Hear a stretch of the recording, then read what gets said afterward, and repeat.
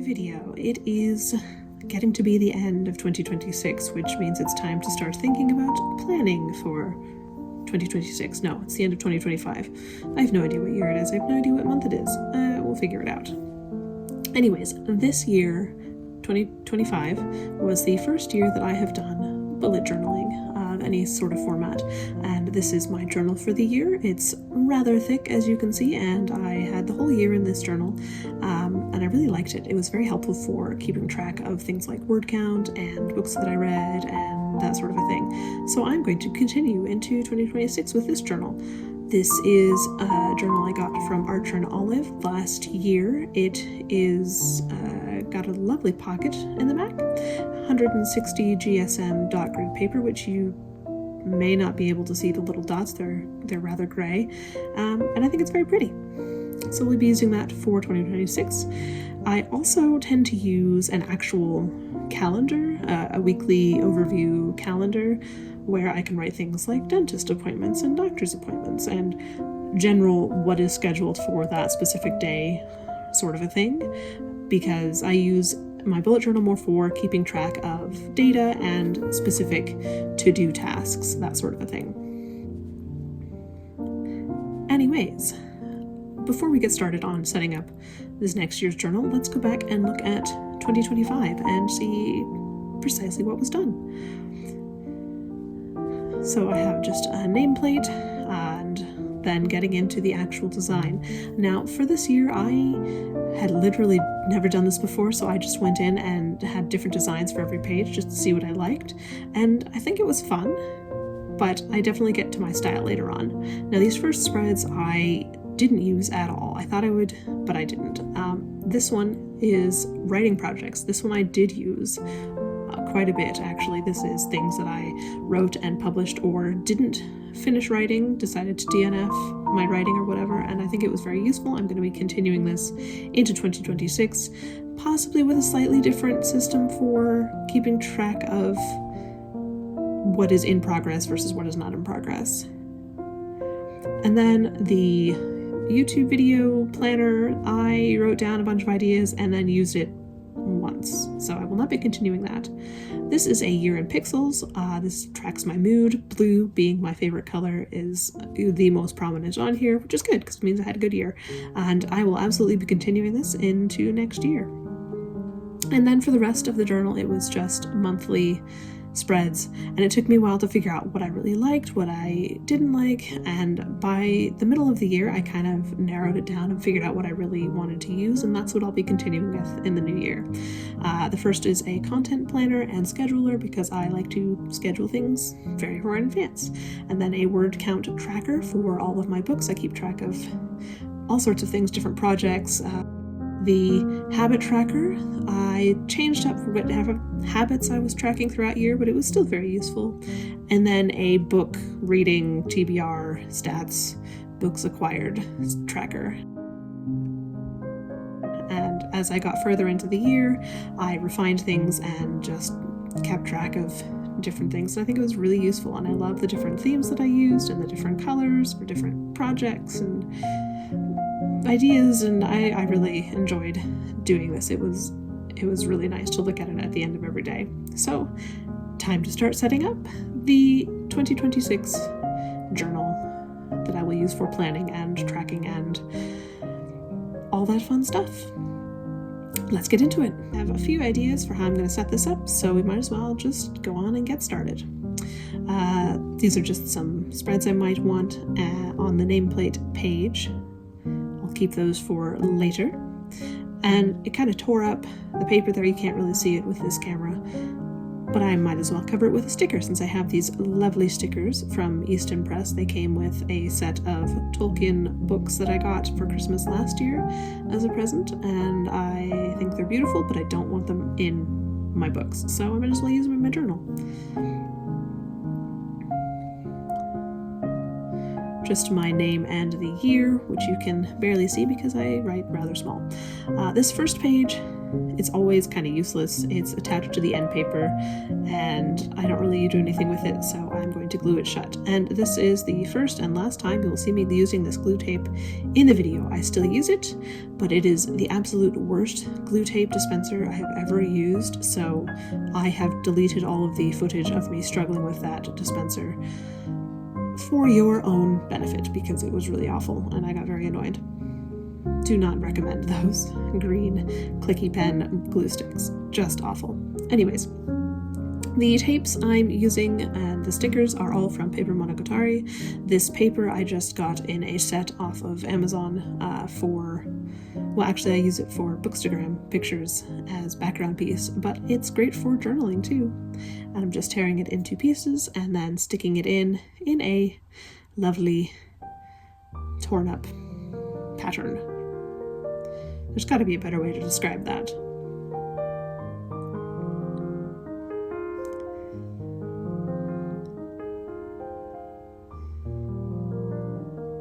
All of the washi tape came from the Paper Monogatari Dark Academia collection. I do not know if it is still available. I will link it in the description if I can find it, so that you can look at it too. I think it's absolutely beautiful. I love the colors. I'm not usually a huge browns fan when it comes to this sort of thing, but I think these colors work really nicely together, and frankly I love the stickers too.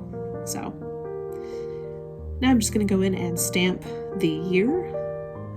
I got these stamps from Art Journal of one of their subscription boxes last year. I do not remember which one, but it works pretty well. I don't do stamps all that often, just for big title pages like this. I find it a little tedious, to be honest. And now I'm just going in and adding stickers. These are Kiss Cut PET stickers. I had washi stickers, but I used them in a different journal setup from last year, actually. Still, I have a whole bunch of these stickers, so I thought they would be perfect.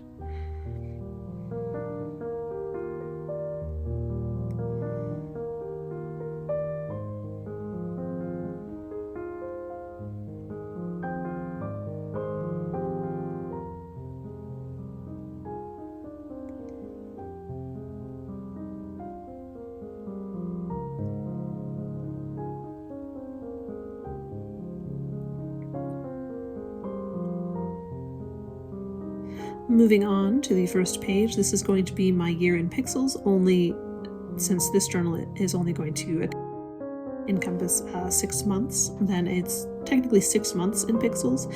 I am going to try adding weekly spreads to each of my months to add in my daily to-do list tasks, because I like having those on a piece of paper I can check off and not in my calendar where I have activities and such scheduled.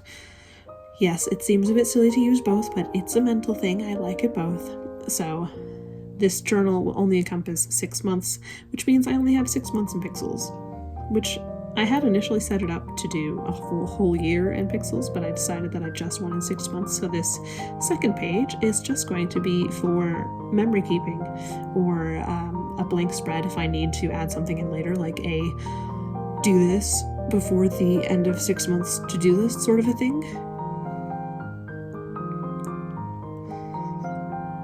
So I'm just going to decorate that empty extra spread a little bit, but leave the majority of it blank so that I can use it as necessary.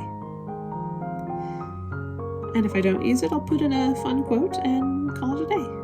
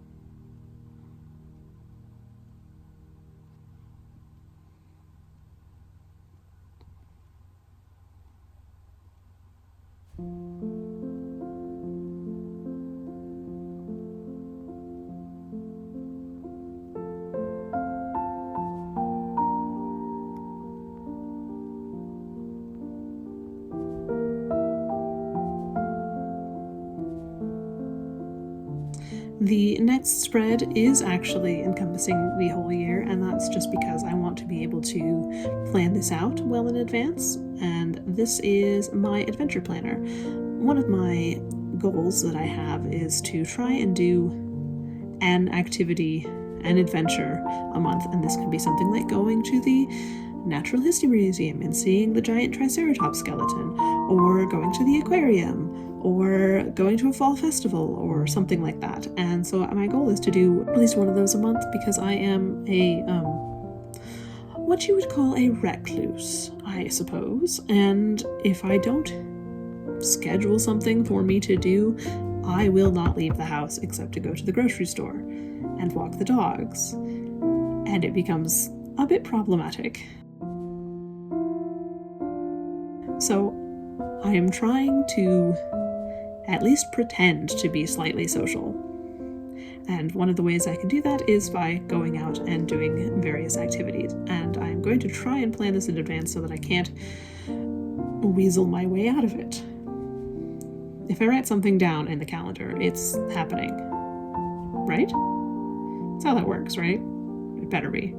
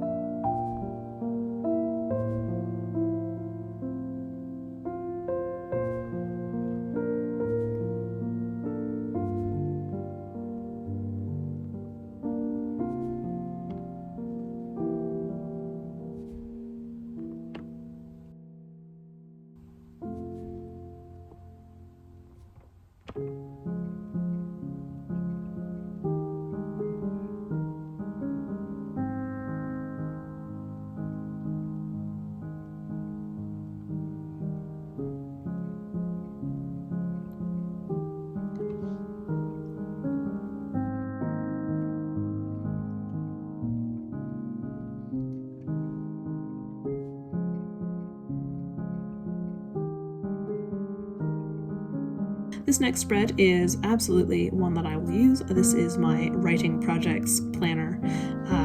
I don't do anything more detailed than writing down what project it is that I intend to work on, and then I do my best to work on it throughout the year, because I have so many ideas for books that I desperately want to write, and if I don't write them down, then I will just kind of waffle about which one to write, and it's a whole thing. So I try to write them down, and I try to follow that list. Now, last year I did not manage to write all 8 projects that I wrote down. Well, makes sense, because I don't tend to write 8 books a year. I tend to write less than that.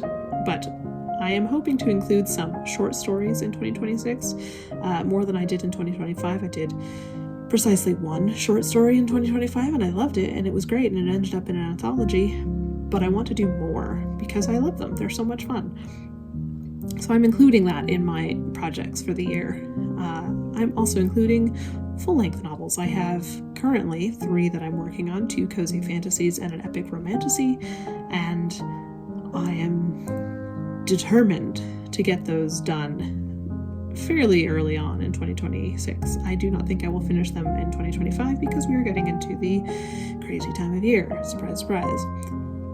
But I like having a place to write down what projects I'm working on and what's next on my list, so that I don't dive into the rabbit hole of many, many ideas. And it's also very, very satisfying to put a little tick mark next to the projects that I have finished.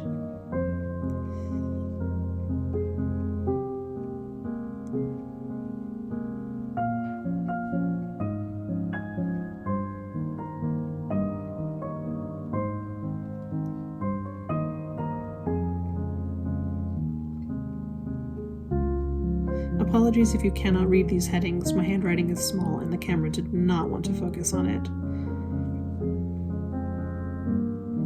Now this next one is one that I am not sure I will necessarily use or care about using, but I thought it was an interesting concept to try, so I'm going to add it in. This is tracking my social stats. I use social media for pretty much all of my book marketing, and people seem to care about the followers and the following and that sort of a thing. So I thought that I would keep track of it just as a matter of curiosity. I'll only do this for the first 6 months. If I find it useful as a metric to kind of pinpoint my marketing, then I will continue it. But I don't know how much I'll use it. I have not bothered tracking this stuff in the past, and it hasn't much mattered to me before, but I am curious, so I thought I'd give it a try.